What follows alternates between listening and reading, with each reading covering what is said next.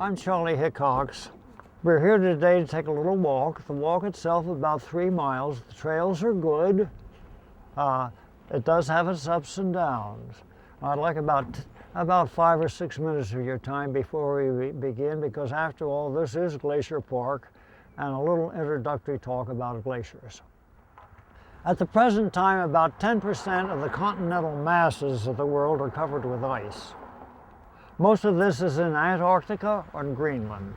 But if you remember that the Antarctic is the 5th largest continent, it's larger than Europe, it's larger than Australia. Greenland is the largest island in the world. Over the Antarctic, you have an ice cap that is over 2 miles thick. 2 miles of ice over the Antarctic and 1.5 miles over Greenland. It's said that if you melt all this ice, sea level worldwide would rise about 200 feet, which would put 150 feet of water over us right here. That's a lot of water. I don't think you need to worry though, because even in spite of global warming, I don't think that amount of ice is ever going to melt. It hasn't melted in 16 million years. I don't think it's going to melt now. I might add that this latest stage of glaciation, which climaxed just 21,000 years ago, 1,000 years ago, was just the latest of a whole series of glacial advances.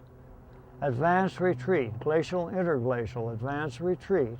And this has been going on for about 2 million years. And there have been at least 5 and maybe as many as 13 advances and retreats. Right now we are in an interglacial stage. There are 2 big centers of outflow of ice, 2 areas of big accumulation. One along the axis of the Rocky Mountains, the Canadian Rockies that is. Ice from that flowed westward and calved off into the Pacific. It flowed eastward onto the high plains. At the same time, a tremendous dome of ice was accumulating over the Laurentians, east of Hudson's Bay and west of Labrador. And this great mass of ice, at least 2 miles thick at its maximum, flowed outward in all directions. At glacial maximum, the ice flowing west out of the Laurentians converged with the ice flowing east out of the Rockies, and Canada was mantled with ice, and also the northern part of the tier of the United States, mantled with ice from coast to coast. If you look at the southern boundary along northern United States, roughly across the Washington-Canadian line, it swoops down along the Missouri River, following the course of the Missouri River all the way down to the Ohio. It follows the Ohio River eastward to New York, Pennsylvania, irregularly across the New York-Pennsylvania line and then through northern New Jersey. This is the glacial limit. It's called the drift water. The course of both the Missouri and the Ohio was determined by the limit of this ice. Meltwater pouring off the surface of the ice down the front gouged out these channels, which have existed ever since. So these are a glacial phenomenon. The Great Lakes are a glacial phenomenon. Now, glacial ice does some funny things. Just think what would happen. We have ice accumulating, well, let's say it's the Laurentians, and flowing outward in all directions. It flows out as the ice builds up and builds out as the glacial stage grows, and flows out over the surface of the rock, flowing out across the landscape. It comes into contact with rocks and stones and gravel, and anything in its path, it will tend to bulldoze ahead of all this loose stuff that it encounters along the way. The stuff that it doesn't push ahead will get caught up in the soul of the ice, get frozen right in the base of the ice. So the soul of the glacier is dirty, full of rocks, and these rocks are just frozen in to the base like diamonds in a Tiffany setting. And as the ice grates and grinds forward, these rocks act as tools, and they scrape and polish, knock off all the rough spots in the bedrock, and scrape and polish. When the ice finally melts out, Most of the bedrock around here, the bedrock surface, are rounded and smooth. You get south of the driftwater, south of the glacial limit, and things are rough and craggy. So immediately you cross the driftwater, you can see these differences. Let's see what happens when it gets to our own shore. We're right in here somewhere. The ice limit at glacial maximum 21,000 years ago, it formed along here. Remember, out in front of the ice is a push ridge of sand, gravel, boulders, cobbles, all loose material. The end of the ice limit came right along the axis of Long Island, Montauk Point, Block Island, Martha's Vineyard, Nantucket. It got this far and the climate began to warm. We're getting into an interglacial. We had less accumulation up here in Canada, not as much snowfall. Gradually what happened is that it melted back away from this front, leaving behind a ridge of boulders, sand, and gravel. This is an end moraine, and it exists today. Let's detour just a minute. Where did all the water come from that formed all this tremendous mass of global ice? Well, it came from the sea. So at this time, 21,000 years ago, glaciation worldwide was at its maximum. Sea level was where? It was 400 feet lower than today. The outer limit of the continental shelf is about 400 feet of water. So we add 100 to 150 miles of coastline. So this ridge of sand and gravel that was deposited along here was deposited on dry land, 100 to 150 miles from the shore. And out beyond that, just a gently sloping plain, which is now a continental shelf. This ridge of sand and gravel of varying height, this terminal moraine, was left stranded along this line.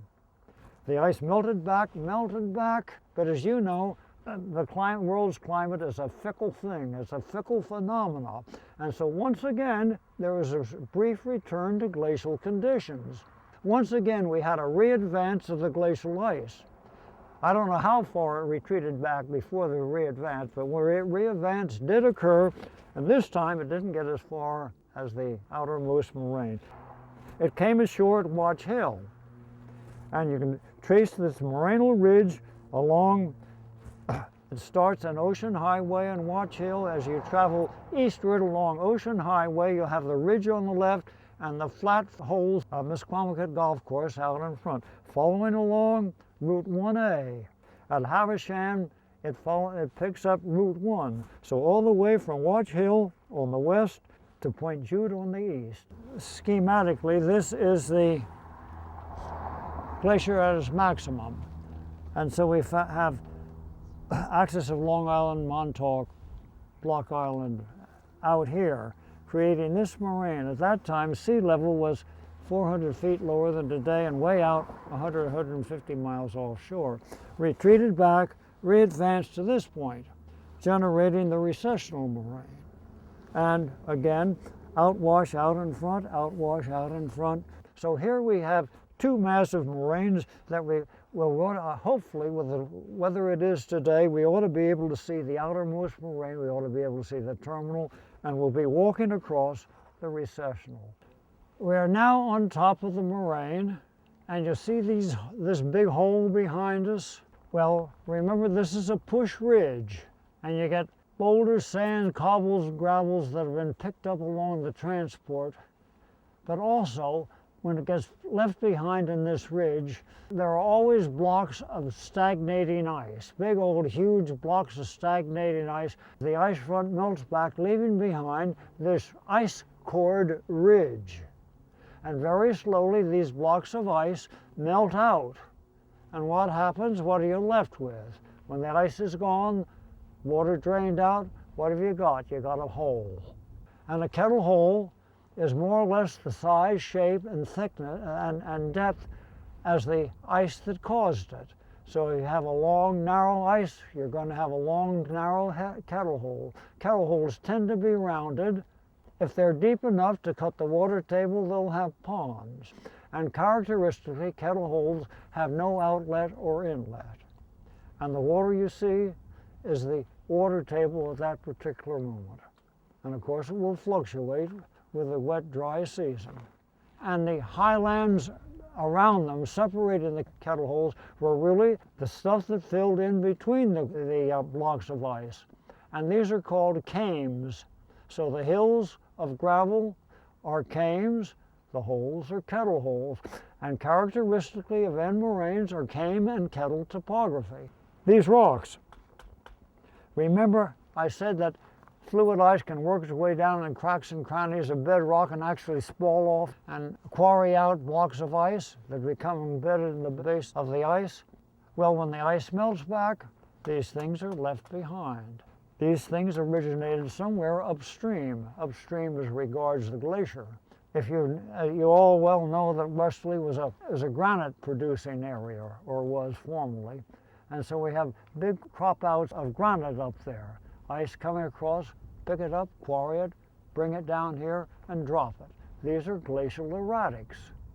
So all of these big old stones, and there's no bedrock in here at all. These are all stones and boulders that have been transported. If you go down far enough below the morainal material, of course, you're always going to find bedrock somewhere at depth. Okay, this is a particularly advantageous point to see what's to be seen. If you look off through there, through the trees, you can see Montauk Point, Long Island. There's your terminal moraine, originally unbroken, right through to Block Island. From Block Island on to Martha's Vineyard, and then on to Nantucket. From Brooklyn, New York to Nantucket, 150 miles long was your terminal moraine. As the ice stood here, a very steep front, the ice mounting up right to here. This was the very front of the ice, right here. And on a hot summer day, tremendous quantities of meltwater just pouring off the front. Glacial ice is dirty ice, and the finer materials, the sand and the fine gravels, washed out in front with a whole myriad of streams out there braiding across this relatively flat surface. So it comes off the steep slope, the streams running fast, highly charged in debris, hit the flat out there, it deposits. And so out in front we have vast aprons of sand derived from the glacier, washed out and deposited out there. This is called, appropriately, outwash. At glacial maximum, that whole was 150 miles off of here of gently sloping plain. It was still glacial conditions, more or less, periglacial, cold, so that became tundra covered. Tundra is good fodder. If you think about northern Canada and the vast herds of caribou that the tundra supports. 21,000 years ago, vast herds of caribou, muskox, walrus off the coast, also mammoths and mastodons. Even today, occasionally, the fishermen dredge up a tooth of a mastodon or a piece of or a fragment of a tusk. Probably saber-toothed tigers out there as well, although nobody's ever found any remnants of them out there. By 10,500, man was out there. Man, the big game hunter, and he was out there hunting these big game animals. Gradually the sea encroached. As the ice melted back, the sea encroached higher and higher on the coastal plain, becoming continental shelf. It finally got to the terminal moraine there, broke through the lower portions, and created Long Island Sound and Rhode Island Sound. It gradually encroached, getting higher and higher, and broke through to the low points of the recessional moraine until it reached its present sea level. Before this happened, however, the outermost terminal moraine, axis of Long Island, Montauk, Block Island, Martha's Vineyard, and Nantucket, formed a great big levee. It held back the meltwaters, and as a result, a tremendous freshwater lake formed out there. A freshwater lake that extended all the way from Brooklyn, New York, to behind Nantucket. 150 miles long, as big as Lake Erie, and existed there for several thousand years. Eventually what happened is the outlet through the recessional moraine was between Fisher's Island and Orient Point, what we call the Race. And there's a deep water channel through there that was generated by the escaping waters rushing out through the Race and rushing out past a Long Island. So the whole thing eventually drained, sea level broke through, and we have what we have today. I don't know anywhere in the world where we can see as much in a variety of glacial geology as we can standing right here. And not only can we see glacial geology, but we could have a good shot at talking about the development of barrier beaches and changing sea level. It's a beautiful, they say you have to go west to see geology, but if you're looking at so-called superficial geology, you can't beat it right here, anywhere in the world.